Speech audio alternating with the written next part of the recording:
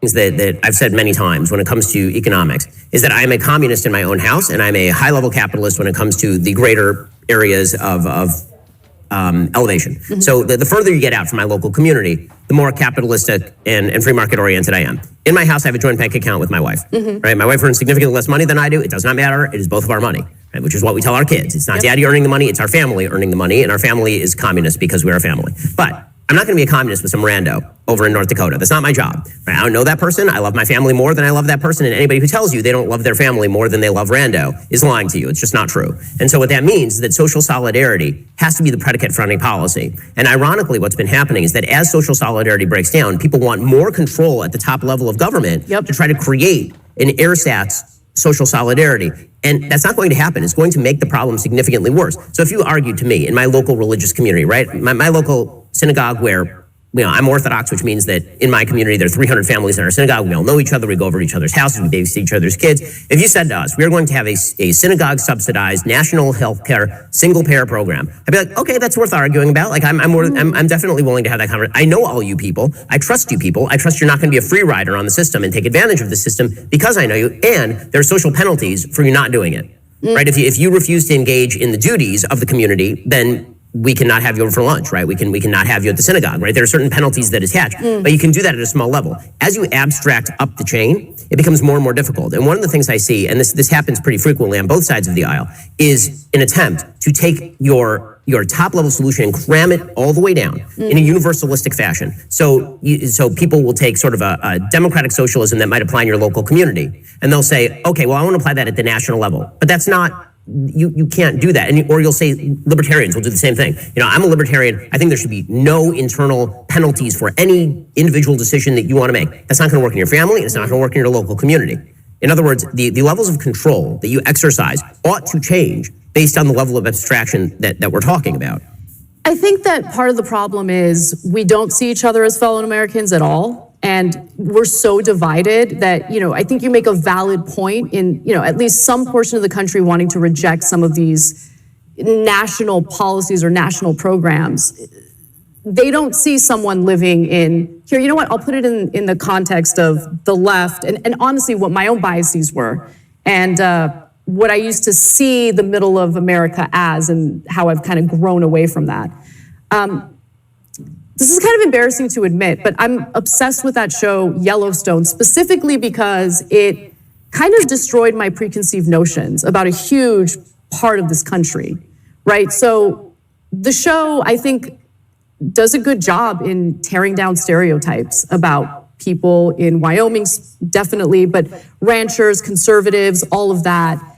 You watch that show and you start remembering, oh wait, yeah, they're Americans. They're like us. They have maybe a different lifestyle, but at the end of the day, they want the exact same things.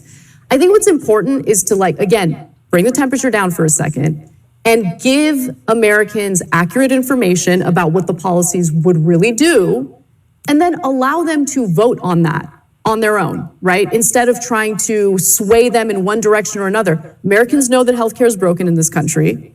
I think that, there's a lot of, on both sides, certainly. I mean, corporate Democrats and corporate media like MSNBC, they hate Medicare for all. I mean, they've been tearing it down from the beginning. Same with CNN. The question that we heard over and over again when Bernie Sanders was running and promoting Medicare for all was, how are you going to pay for it? How are you going to pay for it? How are you going to pay for it? Okay, great. They don't ask the same question when it comes to shelling out tens of billions of dollars for a war effort in Ukraine. There is no debate about it. Now, look, I happen to think it's important to help Ukraine defend itself because we made security commitments after Ukraine gave up its nuclear weapons. We were part of those negotiations. I think it's important to keep our promises. But with that said, it is interesting how the corporate media puts its thumb on the scale. They pretend like, oh my God, this is the most costly thing in the world. How are we going to pay for it? But when it comes to other issues, like issues that would enrich defense contractors, there is no conversation about how we're going to pay for it. That's a problem. I mean, I totally agree that we should always have the conversation.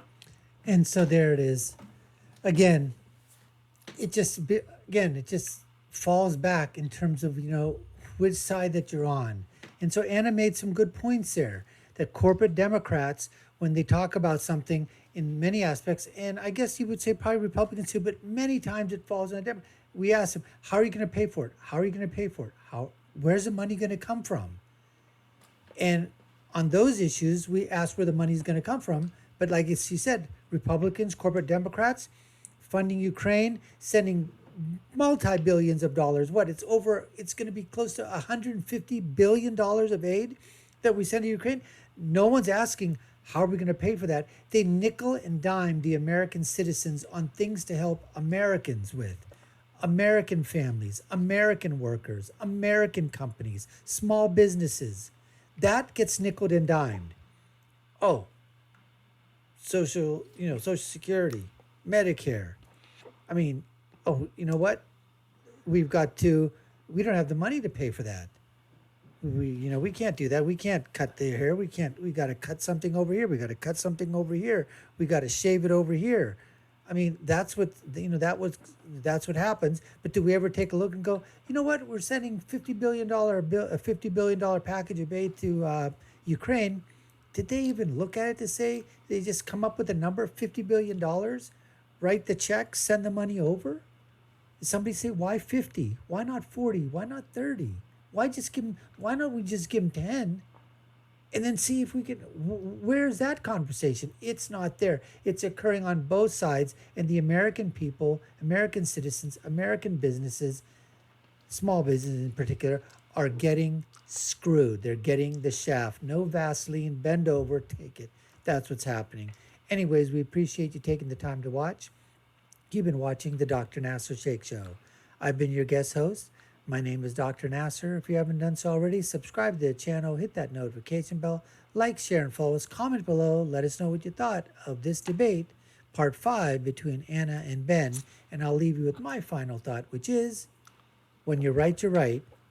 And when you're left, you're wrong. We'll see you again next time, folks. Take care and stay safe. Cut something over here. We got to cut something over here. We got to shave it over here. I mean, that's what happens. But do we ever take a look and go, you know what? We're sending $50 billion package of aid to Ukraine. Did they even look at it to say they just come up with a number, $50 billion, write the check, send the money over? Did somebody say, why 50? Why not 40? Why not 30? Why don't we just give them 10?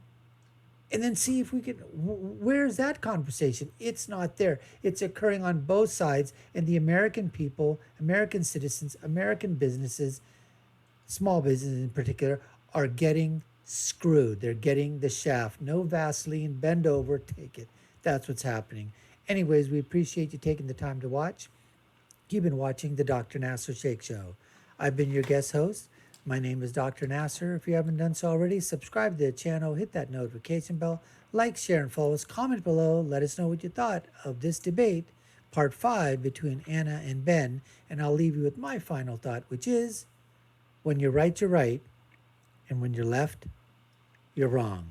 We'll see you again next time, folks. Take care and stay safe.